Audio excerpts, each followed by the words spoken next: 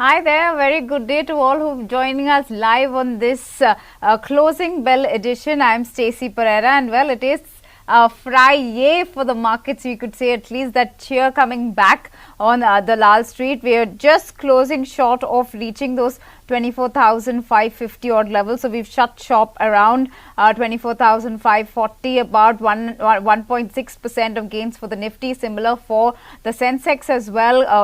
1,300 odd points is what we've managed to clock in for the Sensex. So surpassing that 80,200 levels even for the benchmarks, and even the broader markets pretty much mirroring those sentiments, outperforming this time around also. So seems like overall for the week we might be managing to snap that losing streak that we had seen in the past 2 weeks, in fact. But all of these gains mostly led by your IT as well as auto names. In fact, the Nifty IT index was the star performer today. You saw almost 3 or 4 of those top Nifty gainers from the IT packs, the likes of a Wipro, TCS, LTIMindtree, all of them making it among your top gainers in trade. Whereas on the flip side, we saw some bit of pressure coming in there for pharma names, the likes of a Sun Pharma or even Divi's Lab.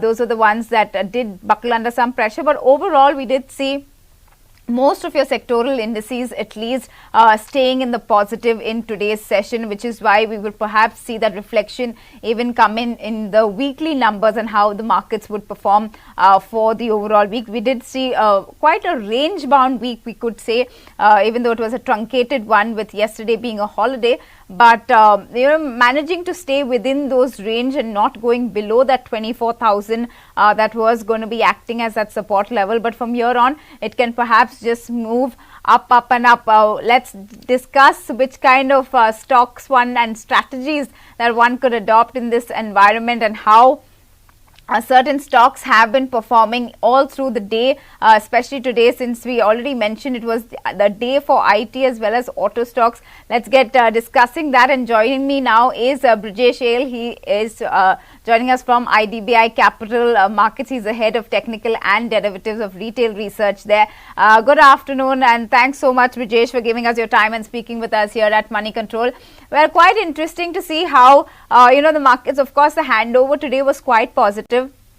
The positive data in the US in terms of the labor data as well as the economic data and the CPI that came out, putting off those fears of a recession that had really spooked markets earlier, and that also reflecting in our IT stocks, perhaps that gets that breath of fresh air every time there is when you say that no recession isn't coming in the US, it gives these stocks an leg up. And is that what we are seeing today with the IT pack really rallying from the front? Almost the Nifty IT index almost 2.8% up in today's trade. Would you look at it in the similar way? Hi, good afternoon. So, yeah, as you rightly said, the IT is one pack which is leading the momentum. I think IT, auto, realty, these are the space where again we are witnessing the buying. So even if you see from the weekly perspective, IT is something which is positive by 4.7%. So this momentum is likely to continue. I think IT should be going back to 45,000 level on the IT index is what I sense. And if you even from the derivatives perspective, if you look all the IT space, there has been a long built up in the IT space, even from the intraday perspective and from the weekly perspective as well.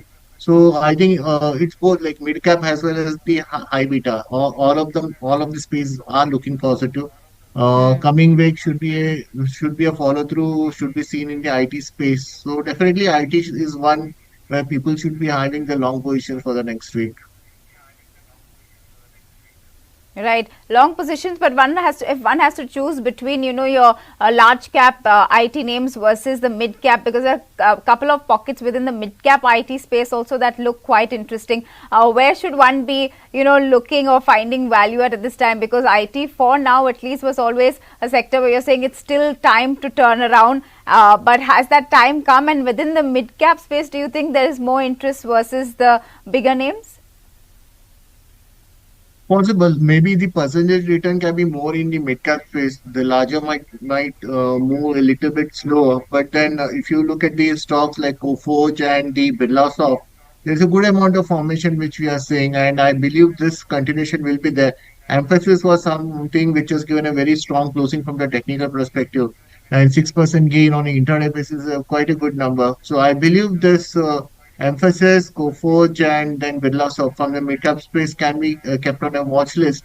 And I think people might have already have taken a position in this space, and I would suggest to continue this position. More 10% kind of a odd rally can be seen in this particular stock.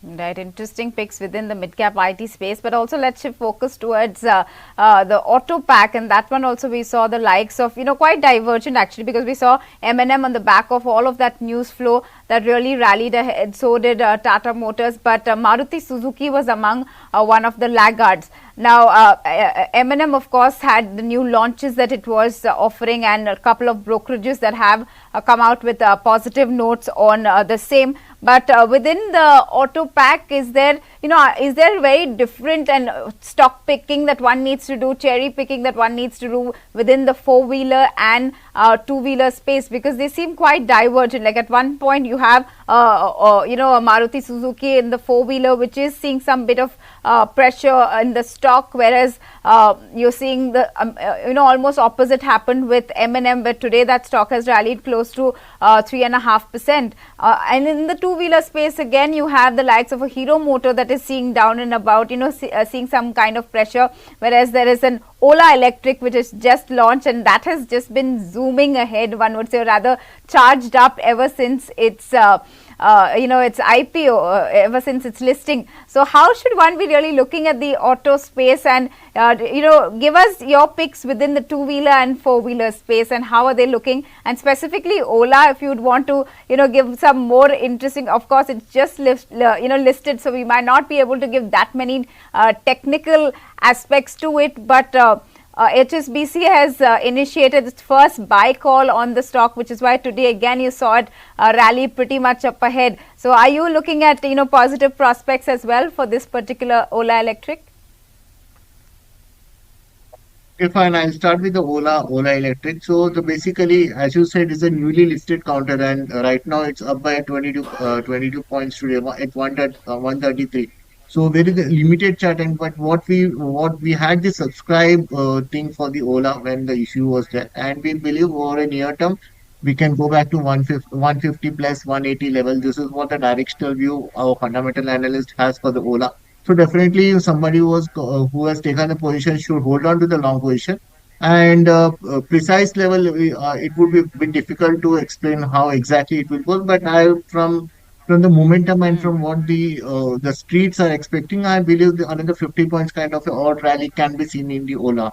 So I expect clients and the Right. investors to hold the position, and then we figure out whenever it see another a good amount of bounce.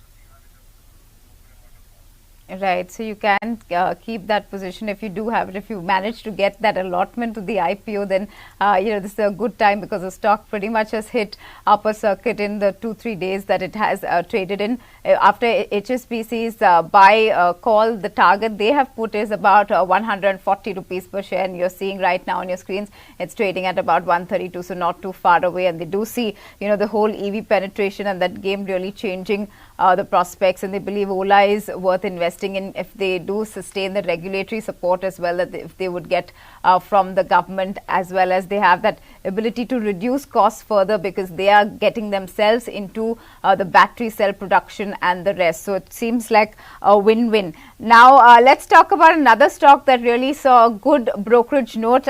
This is JP Morgan's note on DLF, and that pretty much propelled the stock again today. We did speak about how IT, Realty are the ones that are really the ones pushing the benchmark and the whole market forward at this point. Your view on DLF in particular, because there is an overweight call. The target has been kept around 1,000 rupees per share, and they do see that there is more growth and momentum for this particular stock. So how is DLF?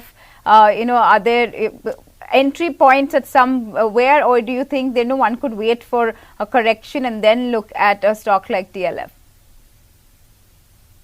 So DLF, what exactly has happened in the till yesterday? There was some amount of good short positions were there in the market, and today with the reality space picking up the momentum, so DLF has seen a good amount of short covering, and even though with the short covering at the closing rate, there has been a fresh longs has been added in the DLF. And if you see the strike price of 900, the fresh longs are added. So I'm pretty confident that slowly and steadily, maybe this expiry, not exactly 900, but then somewhere close to the 900 should be the directional view for the DLF. There are no shorts as of now. So the immediate resistance from the technical perspective, and if I look to the call writers who are just shifting the position from the mark of 900, I believe DLF is poised to test the closer to 900 should be the level to watch for the DLF. So that would be the view. Right. Yeah, so keep that target there of 900 for DLF, and you can keep that watch out for that levels there. Brijesh, also want to get your view on Nazara Tech. Now that one also did see a downgrade that came in after its Q1 numbers. Underperform is what Jefferies has downgraded it to, with a target of 720. They do say that they've missed their earnings estimate, and this mostly across segments that they've seen weakness in. They're also unclear about the success rate on the recent acquisitions, and which is what the pain point is at this point, of how much the earnings will have to factor in the new acquisition. So they are cutting the earnings by about 6 to 29% to factor in these acquisition. But Nazara Tech, that one also has seen quite, it had managed to see a good rally at one point, but now, continuously seeing some negative news also coming in. What really are the charts suggesting for Nazara Tech? Yeah, so as you say rightly, for the last 2 months, there has been a strong recovery in Nazara, and we are back to the levels of 980 mark. So this 980 is exactly the level from previously during the month of Jan, from where again the selling has come in Nazara Tech.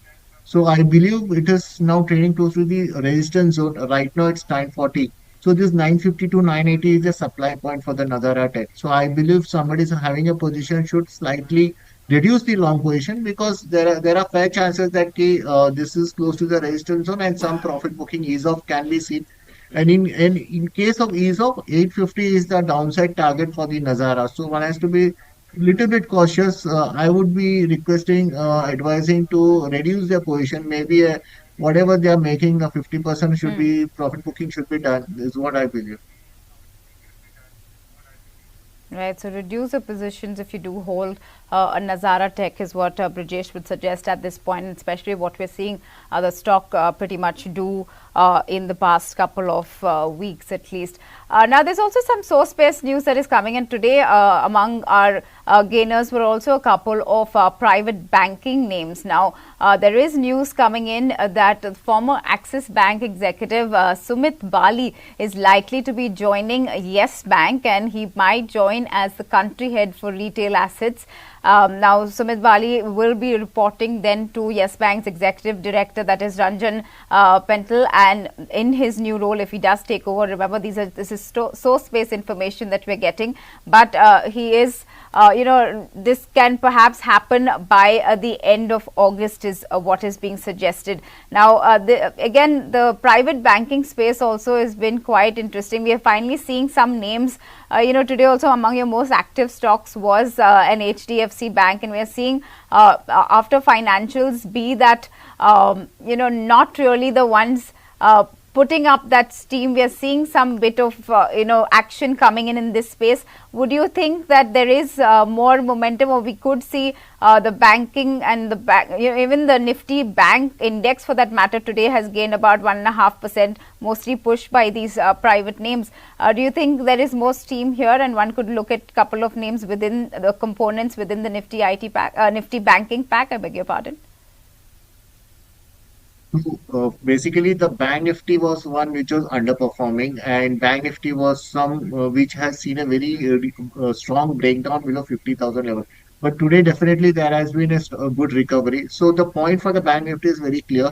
We are looking for the level of 50 SMA from the technical perspective, and that level of 50 SMA is 51,325 mark.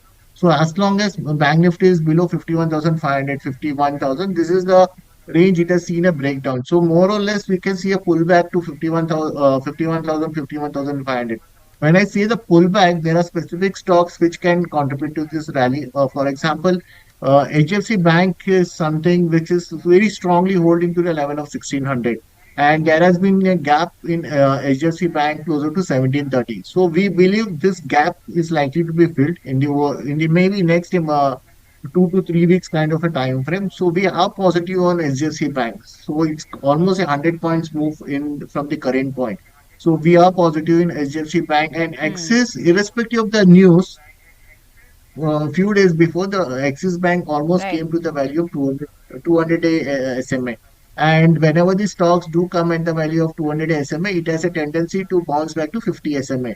And the value for the 50 SMA in the Axis Bank is Yeah. 1220. So we are playing for the bounce. We are looking for the trading opportunity. And on index itself, this 51,000 is a possible bounce for the Bank Nifty.